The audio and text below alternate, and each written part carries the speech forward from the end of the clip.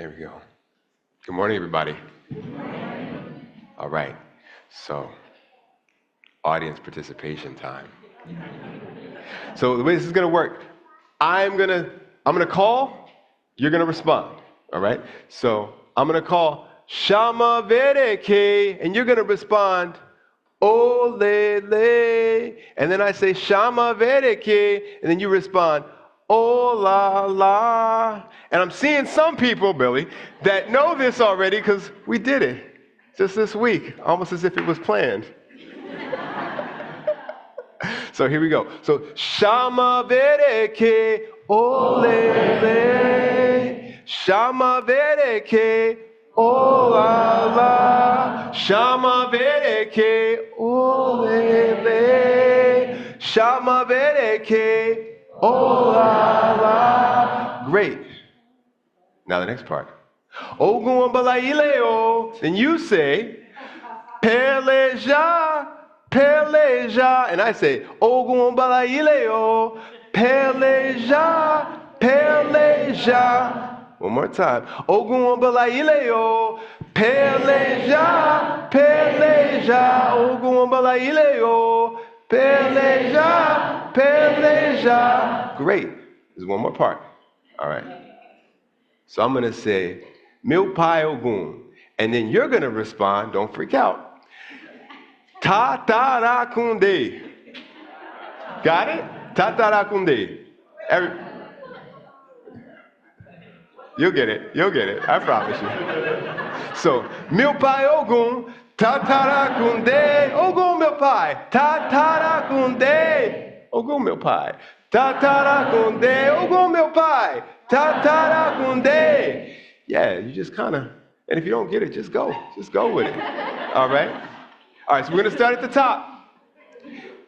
Shama Vereke, Ole le, Shama Vereke, Oh la la, Shama Vereke, Ole le, Shama Vereke, Oh la la, Ogun Balaileo, Peleja, Peleja, Ogun Balaileo, Peleja, Peleja, Ogun Balaileo, Peleja, Peleja, Ogun Balaileo, Peleja, Peleja.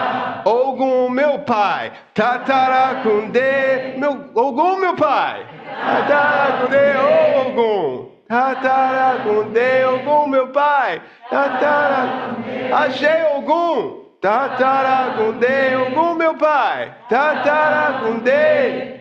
Good job, everybody. Yeah. Okay. So the year is around 1590. The night is hot and dark.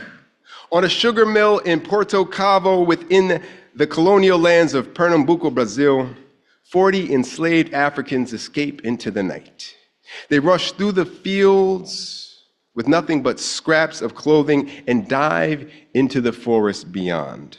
The forest, the Mata Atlântica, is vast and foreboding, unlike any forest we've seen in our lives because so many of our forests are not there anymore. But they dive in, perhaps not knowing the way, but believing that they have to move forward because behind them is only torture and death, so they press on through the forest, then into the hills of the Serra da Barriga, until they reach a place plentiful with palm trees. Here they would make a new promised land named after the life-giving trees, Quilombo dos Palmares, the war camp of the palms. Quilombo dos Palmares was not one place, but a network of small settlements that became villages in an interconnected community. From 40 escaped slaves, Palmares grew into a home for more than 30,000 people by the mid-17th century, roughly the same population as Massachusetts at the same time.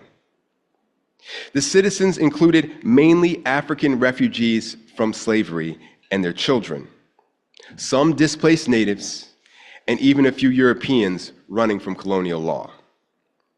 Palmares would be the first place in Brazil where black bodies would be born free, safe under the authority of their king, the Ganga Zumba, and at its height, under the protection of Ganga Zumba's Lord of War, Quilombo dos Palmares.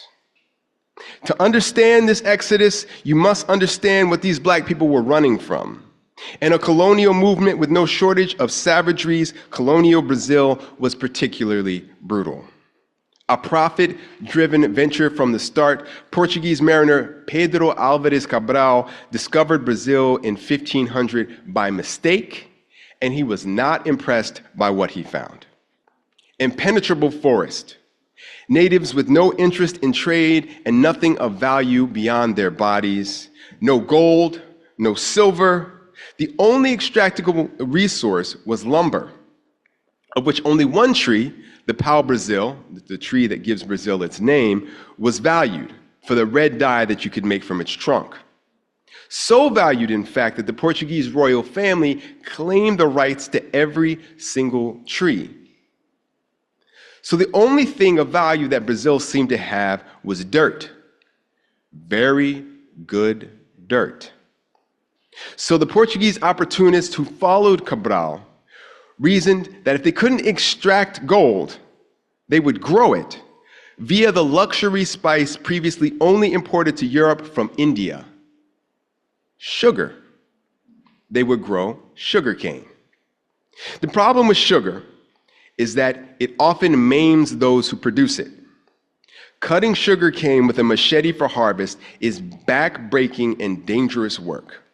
And unlike other commercial crops, cane must be processed into powdered sugar the same day it's cut, which requires constant operation of the ingenio, which is, if you can imagine it, a mixture between a grain mill and a giant furnace.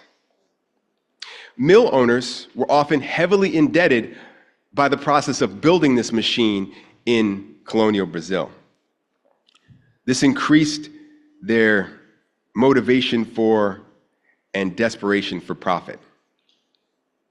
Yet because of the danger we just spoke about, no Portuguese would do that work, the work of producing the cane, cutting it, and making it into sugar.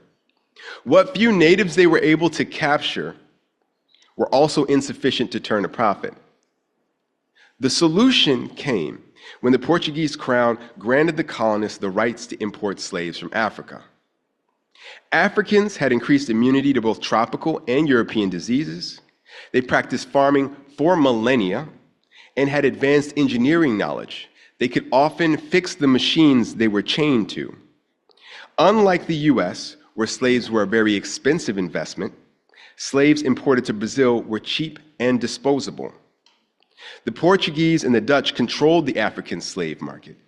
Ships carrying humans often required that the mill owner buy enslaved humans in order to then transport their sugar to the European market. This is the triangle trade. As a result, it was always cheaper to buy new enslaved humans than to care for the ones that you already owned. I will not create trauma today by describing in detail the conditions of enslaved humans living in Brazil. But I want us to know, for the context of this discussion, that because of those conditions, 1/5, 20%, of all enslaved people died annually in colonial Brazil. Life expectancy for them was 5 years. So every 5 years, you needed to replace the entire population. The people who were enslaved called their life in the sugar canes the sweet hell. But Quilombo dos Palmares, where Zumbi, Lord of War, second to Ganga Zumba, was born, was decidedly different. Freed from farming a crop that you could eat but had no nutritious value, the Quilombolas, as they were called, were well-fed and often healthier than their European counterparts. Property was held in common and distributed according to need. To quote Glenn Allen Chaney, whose research I am heavily indebted to, in Palmares, women were socially, economically, and militarily empowered. Families were matriarchal in construction, with one woman often the head of household to several husbands. Women held senior leadership positions and were warriors of equal standing.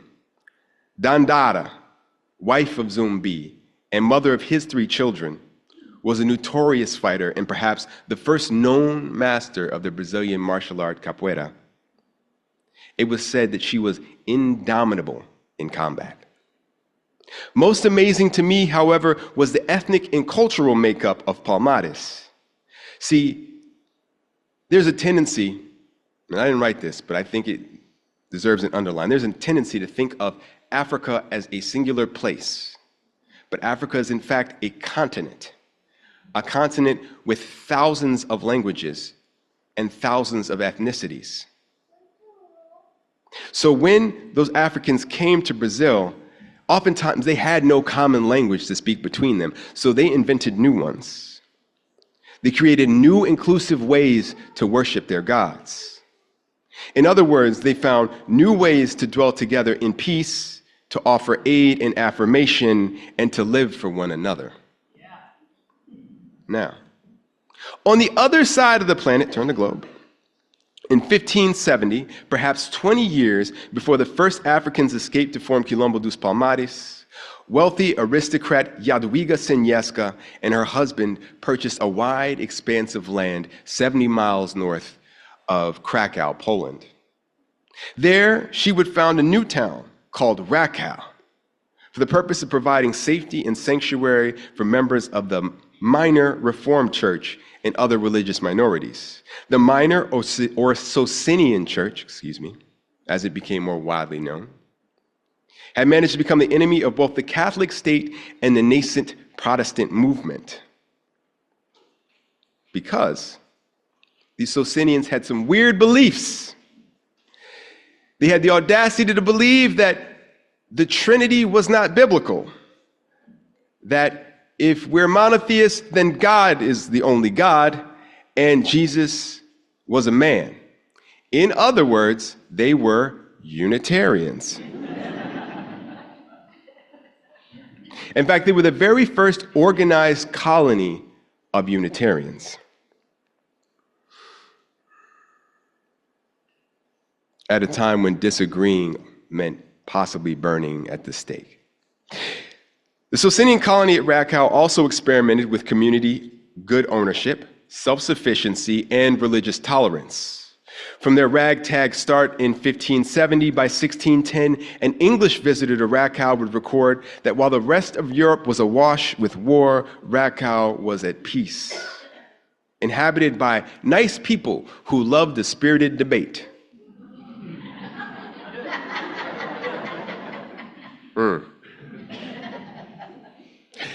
Back in Brazil, the success of Palmares grew from an annoyance to an existential threat to the colonial authorities and the Portuguese and Dutch crowns.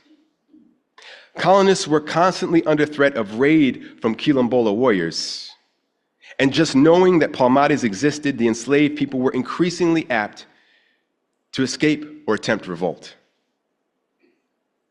The warriors of Palmares, they would raid and they would take what they could not produce, mainly complex weapons manufactured in Europe, and forcibly liberate those who could not make their way to freedom on their own. The idea that this nation, a nation of slaves, Indians, native people, and criminals could exist and provide a better quality of life for its people than the crown, pulled the rug out from underneath the entire system of colonial empire, and it had to be crushed. Colonial authorities in Pernambuco and Olinda sent some 20 military expeditions to the Quilombo dos Palmares over several decades, and each one met abject failure. Until 1680, when a military expedition managed to get past their system of early warnings and staged a deadly attack into the heart of the Quilombo. The king, the Ganga Zumba, escaped with an arrow to his leg, But his wife, two of his sons, and several grandchildren were captured among the many who died. In the wake of the battle, the Portuguese offered peace terms. The Quilombo dos Palmares would be relocated to what we would call today a reservation. They would remain independent, and all those born in Palmares would remain free, subject to the crown. However, any residents of Palmares that had escaped slavery would have to be returned to their owners, as would any future enslaved person who ran to Palmares for protection. Thus, the sugar and slave system would continue. Ganga Zumba, injured, heartsick from the loss of his partner, the capture of his children, and perhaps he was just tired after decades of conflict and trying to defend his beloved community.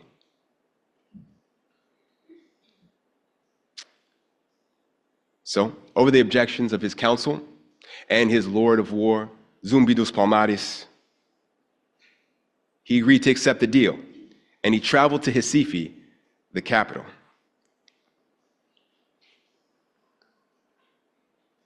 Now, you can go to the next slide, Laura. Now, why Annapolis? Why am I telling you this story? These stories, actually. Zumbi, Quilombo dos Palmares, and even the Unitarian experiment in Raquel. I'm telling you these stories because I need you to believe. I need you to believe now, today. And I know belief is a tough word for us as Unitarian Universalists. So then I need you to trust. I need you to trust in our mission here. Combating racism, affirming and empowering all genders, providing refuge to all who come, seeking fuller truths and love, continuously creating a safe place to laugh and grieve and dance and worship and love. I need you to trust that the beloved community is more than possible. It is real, and it has been done before. Beloved community, it isn't woke, it isn't naive, it is a proven concept that shakes empire to its core. Now, Zumbi didn't accompany Ganga Zumba to Recife, he stayed back. So he had a decision to make. Go along with this morally compromised peace or resist. We will never know what conversations took place at night between Zumbi and his wife Dandara. But we do know that he had a particular perspective. When Zumbi was 4, he was kidnapped from the Quilombo and given as a present to a Catholic priest. The priest raised Zumbi neither as a son nor a slave. He received some Western education, but never freedom. He was spared the sugar cane and the burning hot ingenue mill, but he was not spared the violence, the inhumanity, and the despair of the colonial slave system. Though he likely only had a few memories of home, he believed that a better way of life was possible if only he was willing to trust it. So at 15, he too stole away into the night, through the forest, and he found his beloved community again. Decades later, he's the Lord of War. In the wake of the battle, I can't believe, with everything he did to reclaim his home, to find his family again, that he had any less concern for the 30,000 people living in Palmares than Ganga Zumba. But he arrived at a different conclusion. I think because of his experiences as a child, he understood a truth that is as true today as it was 350 years ago. If all of us ain't free, ain't nobody free. So Zumbi deposed Ganga Zumba, and the people of the Quilombo dos Palmares united behind him, and collectively they rejected the Portuguese's deal. Every time I write this, say this, or think about this, I just feel it. It rises up in me. With Dandara by his side, Zumbi led the Quilombo dos Palmares in 15 years of resistance. The people of Brazil, both free and enslaved, began to believe that Zumbi could not be defeated. They believed that he was Ogun incarnate. Ogun balaileo, peleja, peleja, Ogun balaileo, peleja, peleja. Ogun, god of war, iron, technology, and human progress.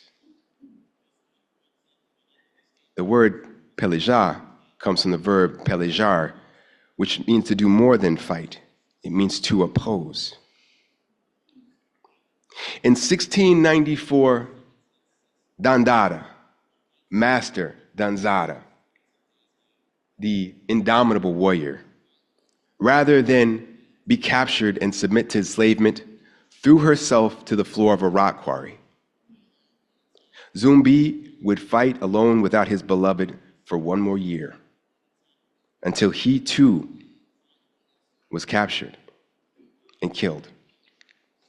His corpse was displayed publicly to disprove his immortality, to show that he was merely a man.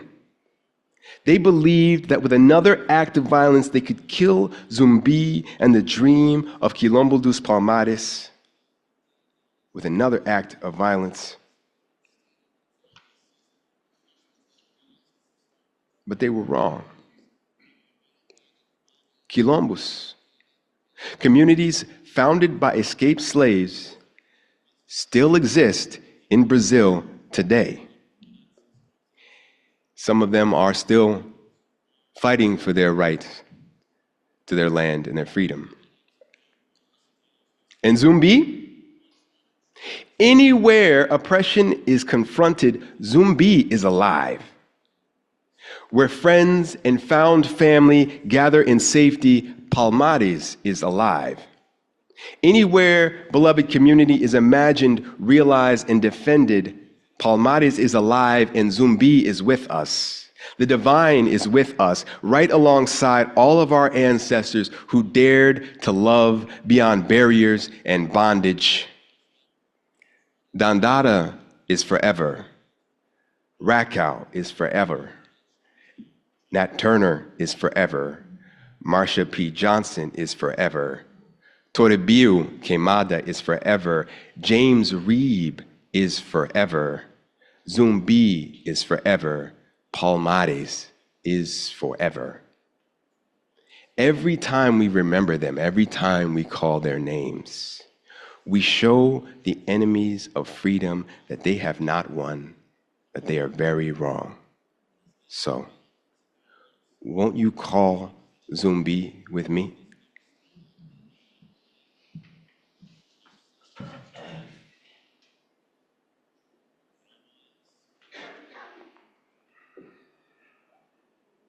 Okay, so here's how this is going to work. So I'm going to call you and you're going to respond to me. The ancestors only come when we call them. Okay? So, Zumbi, Zumbi, olha Zumbi. You respond. Zumbi, Zumbi, olha Zumbi. Zumbi, Zumbi, olha Zumbi. Zumbi, Zumbi, olha Zumbi. Okay, guys, I think we got it. I can't point at you while I'm playing this thing, so you gotta pay attention to the music, but I believe in you.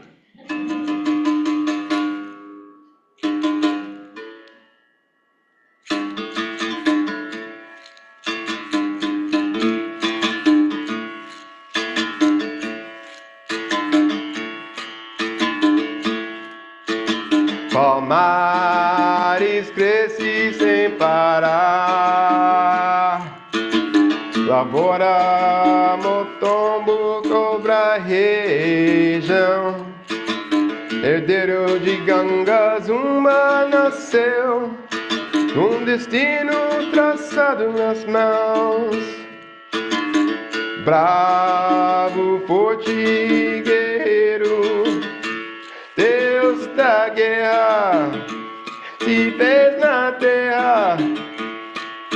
A lenda de um herói zumbi, zumbi, olha zumbi, zumbi, zumbi, olha zumbi, zumbi, zumbi, olha zumbi, zumbi, zumbi, olha zumbi.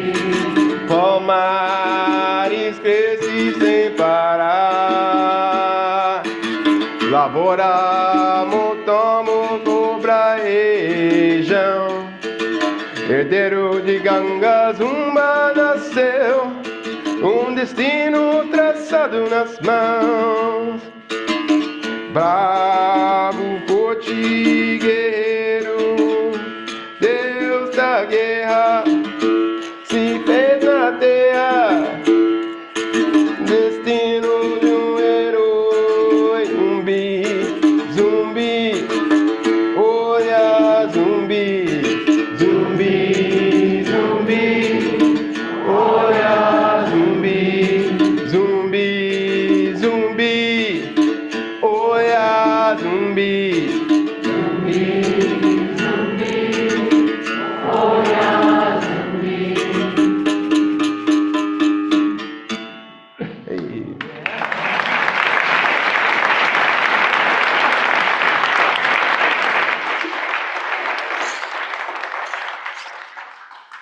Thank you, everyone. That's it.